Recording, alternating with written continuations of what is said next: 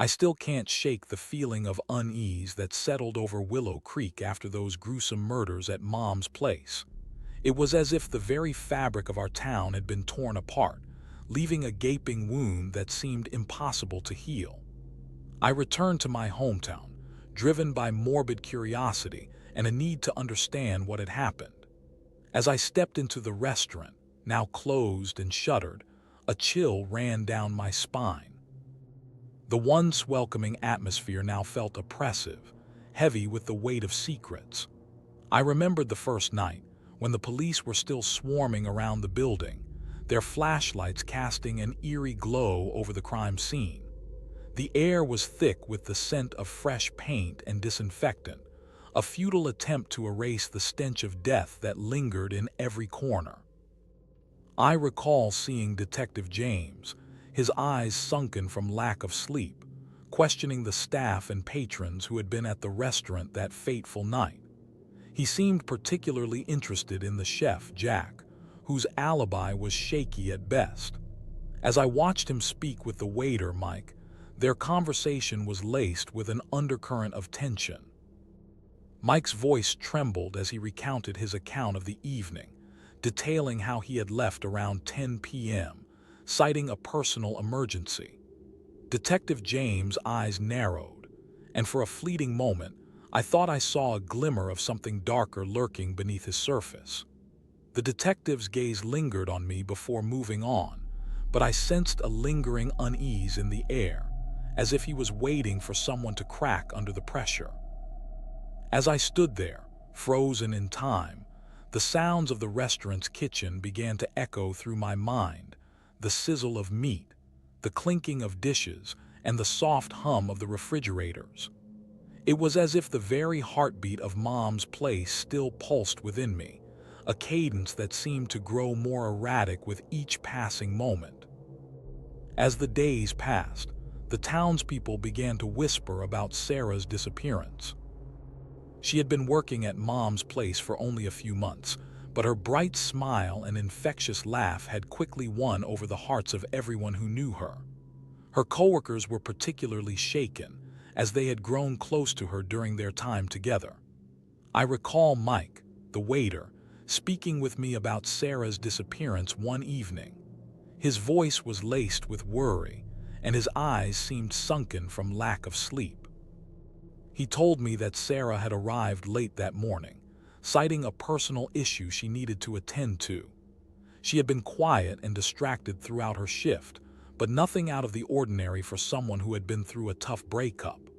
As the lunch rush subsided, Mike mentioned that Sarah had excused herself around 2 p.m., saying she needed some fresh air.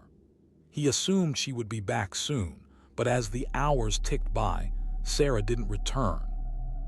The kitchen staff grew anxious, and Jack, the chef, became increasingly agitated, his usual calm demeanor replaced by an aura of unease. The police were eventually called, and they began to investigate Sarah's disappearance. I remember watching Detective James interview her colleagues, his eyes scanning their faces for any sign of deception.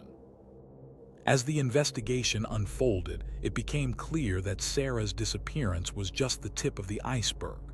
Her phone and purse were still at work, but there was no sign of struggle or trauma. It was as if she had vanished into thin air. The more I learned about Sarah's life, the more I realized that something was terribly wrong with Mom's place. It was a place where people went to escape their troubles, not face them head-on. And yet, it seemed that the restaurant had become a catalyst for terror, drawing in young women like moths to a flame. The police were stumped, and the town was gripped by fear. I couldn't shake the feeling that I was walking into a nightmare when I stepped into Mom's place, one that would haunt me forever. The police conducted an autopsy on Sarah's body, revealing no signs of struggle or trauma. The lack of evidence raised more questions than answers about what really happened to her and the other victims. I recall Detective James speaking with me about the autopsy results, his face grim and concerned. He told me that the medical examiner had found no indication of foul play, no bruises, cuts, or marks on Sarah's body. It was as if she had simply disappeared into thin air. The police were stumped, and the town was growing increasingly desperate for answers. I couldn't help but wonder what would have happened to Sarah if she had been attacked, if her body had been found with signs of struggle. Would we have seen any signs of trauma, any indication that something sinister had occurred in those final moments? The questions swirled in my mind like a maelstrom, leaving me feeling frustrated and helpless. Detective James seemed no closer to finding the answers he was looking for. He had been working around the clock, interviewing witnesses and following up on leads, but every door he opened led to more questions. I began to feel like I was trapped in a never-ending cycle of fear and uncertainty. The police were no closer to catching the person responsible for Sarah's disappearance, and the town was starting to lose hope. As the days turned into weeks, the sense of unease grew thicker, like a fog that refused to lift. And then, just when it seemed like things couldn't get any worse, another victim went missing. Jack, the chef at Mom's place, was identified as a suspect due to his suspicious behavior and alibi for the time of the murders. However, it's his alleged cannibalistic tendencies that make him an even more terrifying figure. I recall Detective James speaking with me about Jack's background, his eyes narrowing as he revealed the disturbing details. It turned out that Jack had a history of addiction and had been known to engage in extreme behaviors when under the influence. The police were particularly interested in a statement from one of Jack's former colleagues, who claimed that he had made some unsettling comments about his love of rare meats. According to the colleague, Jack had once shown up at work with a strange, exotic cut of beef that he insisted on cooking for the lunch crowd. When asked where he had obtained it, Jack had seemed evasive and nervous, almost furtive. The colleague's account sent a chill down my spine, and I couldn't help but wonder if there was any truth to the rumors about Jack's cannibalistic tendencies. Detective James seemed skeptical, but his expression told me that he wasn't entirely convinced. As we spoke, I couldn't shake the feeling that Jack was hiding something, that there was more to his story than he was letting on. The police were determined to dig deeper, to uncover the truth behind Jack's alleged cannibalism and his possible connection to the murders. But as they delved deeper into the case, I couldn't help but wonder if they were in over their heads. Jack seemed like a master manipulator, a man who could talk his way out of anything. And then there was the matter of his alibi for the time of the murders. As I delved deeper into the case, I discovered a series of cryptic letters and newspaper clipping in Jack's possession, hinting at a dark family secret. The more I read, the more I became obsessed with uncovering the truth behind these documents. They were written in an old-fashioned hand, the ink faded but still legible. The first letter was addressed to my dearest sibling and spoke of a tragedy that had befallen their family many years ago. It mentioned a fire, a loss of life, and a legacy of shame that had been kept hidden for decades. I felt a chill run down my spine as I read the words, sensing that I was on the cusp of something significant. The next letter spoke of an ancient ritual, one that had been passed down through generations of Jack's family. It mentioned human sacrifice and a pact with forces beyond our understanding. I couldn't shake the feeling that I was getting close to something terrible, something that would change everything I thought I knew about Jack and his motives. The newspaper clippings were equally disturbing, detailing a series of bizarre occurrences in the small town where Jack grew up. There were reports of strange noises at night, of unexplained fires, and of people disappearing without a trace. It was as if something was lurking just beneath the surface, waiting to pounce. I became increasingly convinced that Jack's family was involved in these events, that they had been hiding a dark secret for years. But what was it? And how did it tie into the murders at Mom's place? The discovery of more bodies sent shockwaves through the small town, each one bearing the same eerie lack of trauma or struggle. The police investigation continued to turn up clues, but the killer remained elusive. I couldn't shake the feeling that we were running out of time, that the killer was waiting for us to make a mistake. The latest victim was a young woman who had been found in an abandoned warehouse on the outskirts of town. Her body was cold and stiff, her eyes frozen in a permanent stare. The police were quick to note the similarities between this victim and the others, each one with no signs of struggle or trauma. It was as if the killer had taken great care to make sure they didn't suffer, that they were simply discarded. I felt a sense of unease wash over me as I walked through the warehouse, taking in the scene. The air was thick with the scent of decay and rot, and I could feel the weight of the killer's presence lurking just out of sight. The police were working tirelessly to process the evidence, but so far, they had found nothing that seemed to point to the killer's identity. No fingerprints, no DNA, no witnesses. It was as if the killer had vanished into thin air. I couldn't help but wonder if we would ever find them, or if they would continue to haunt us, always one step ahead of justice. I was sitting in the police station, going over the case files with Detective James, when we received an anonymous tip about a potential lead. It was a cryptic message, but it seemed to point to a hidden room beneath Jack's apartment building. We exchanged a skeptical glance, but our curiosity got the better of us. We decided to investigate further and sent a team to search for the rumored room. Hours later, they returned with a small, dusty key and a report of a hidden space beneath Jack's apartment.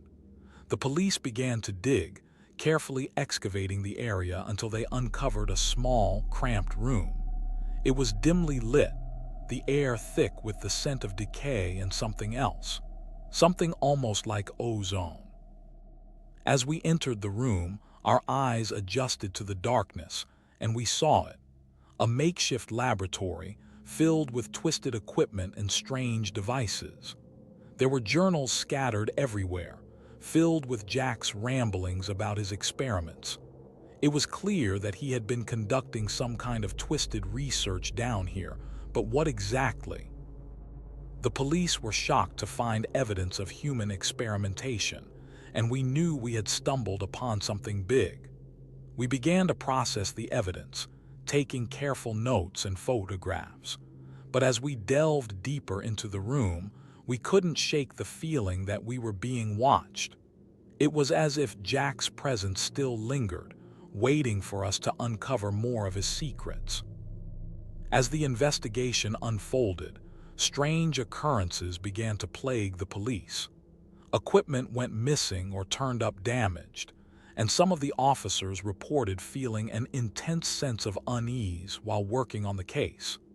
It was as if the air in the room had grown thick with tension, making it hard for anyone to think clearly. I couldn't shake the feeling that we were dealing with something truly malevolent, something that was playing on our deepest fears. The police station itself seemed to be affected, with reports of doors slamming shut on their own and strange noises echoing down the corridors at night. It was as if the very walls were watching us, waiting for us to make a mistake. I tried to stay focused, but it was getting harder by the minute.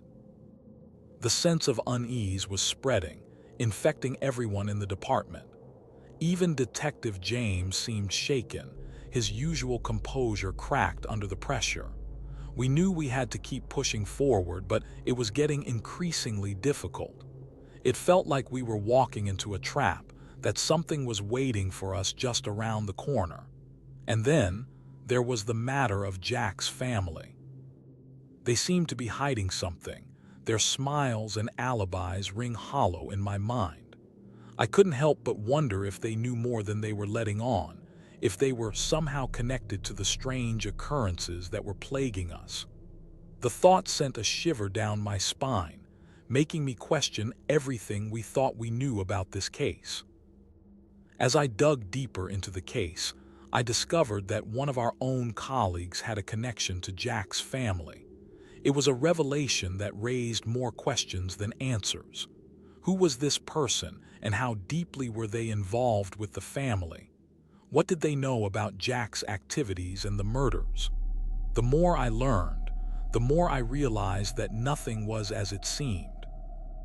The family's alibis for the night of the murders didn't check out, and their stories seemed rehearsed. It was as if they were hiding something, but what?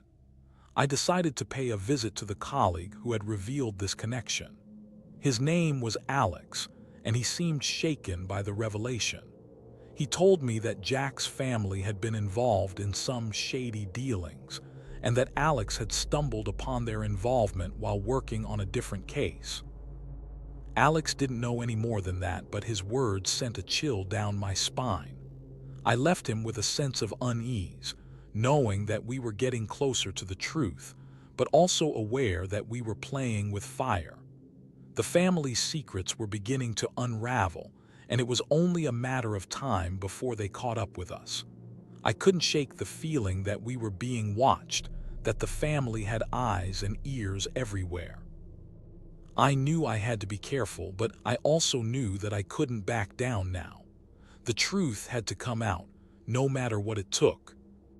Jack's dark secret was finally revealed to be one of cannibalism for years, using his position at Mom's place to lure victims into his trap.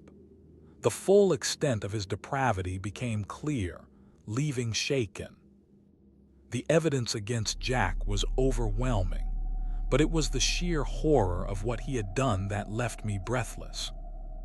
He had been targeting vulnerable individuals, luring them into his lair with promises of a good time and a place to stay.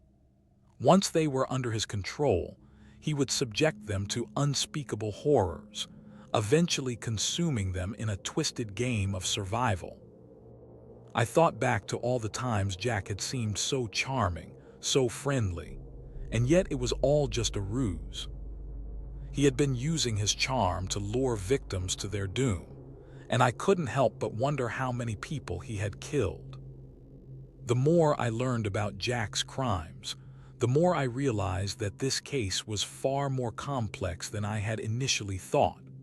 The motives behind his actions were still unclear, but one thing was certain: Jack was a monster, and he would stop at nothing to get what he wanted.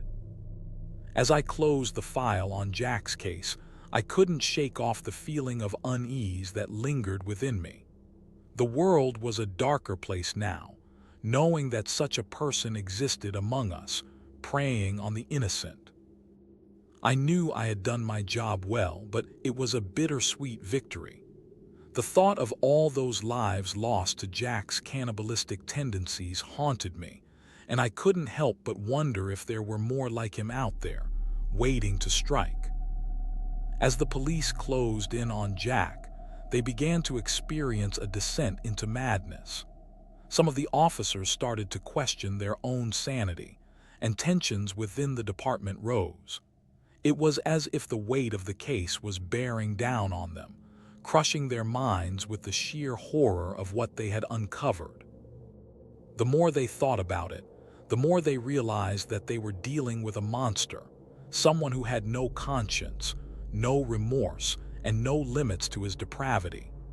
The officers who had been closest to Jack began to doubt their own memories, wondering if they had truly seen the things they thought they had. Some even started to experience vivid nightmares, haunted by the images of the victims they had found.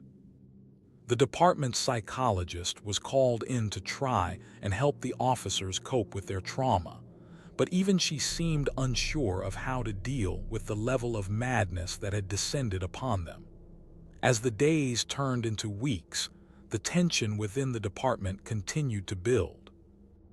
Officers were arguing with each other, some even reporting strange occurrences around the station, such as doors opening and closing on their own, or hearing disembodied voices in the corridors. It was as if the very fabric of reality was beginning to unravel, and no one knew how to stop it. The police chief called an emergency meeting to try and get to the bottom of what was happening, but even he seemed unsure of how to lead his team through this nightmare. As they gathered around the conference table, the air was thick with tension, and the sense that they were all staring into the abyss together.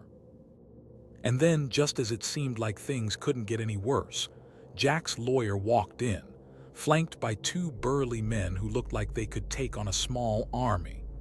The lawyer smiled smugly, confident that he had won the battle of wits against his nemesis. But all he saw was a room full of broken, shell-shocked officers, staring back at him with eyes that seemed to say, "You'll never win." As I stepped into Jack's kitchen, I knew that this was it. This was the final confrontation. The air was thick with tension, and I could feel the weight of the case bearing down on me. Jack was sitting at the table, his eyes gleaming with a mixture of excitement and madness. He had been waiting for this moment for so long, and he knew that I was here to take him down. The police officers flanked me, their guns drawn, ready to intervene if necessary, but I knew that it wouldn't come to that. This was a battle of wits, and I was determined to win. "You're a monster," I spat at Jack, trying to keep my voice steady. He just smiled, his eyes glinting with amusement. "I'm a visionary," he said, his voice dripping with sarcasm. "A pioneer in the art of cannibalism." The officers exchanged uneasy glances, unsure of what to make of Jack's words, but I knew that this was it. This was the moment when the truth would come out and justice would be served, or so I thought. As I looked into Jack's eyes, I saw something there that made my blood run cold. A spark of recognition, a glimmer of understanding. And then, in an instant, everything went black. When I came to, I was lying on the floor, my head throbbing with pain. The officers were kneeling beside me, their faces etched with concern. "What happened?" one of them asked, helping me sit up. But I knew that I wouldn't be able to answer. The truth was too terrible, too horrific. And as I looked around the kitchen, I saw Jack standing in the doorway, a smile spreading across his face. "It's over," he said, his voice dripping with satisfaction. "You'll never take me alive." And with that, everything went black again. When I came to, I was back in my office, staring at the file on Jack's case. The verdict had been read out, guilty of multiple counts of murder and cannibalism. But as I looked through the files, I saw something that made my blood run cold. A letter, written by Jack himself, dated just yesterday. "Dear Police Chief," it read, "I'm sorry you couldn't take me alive, but don't worry, I'll be back." The words sent a chill down my spine, and I knew that this was far from over.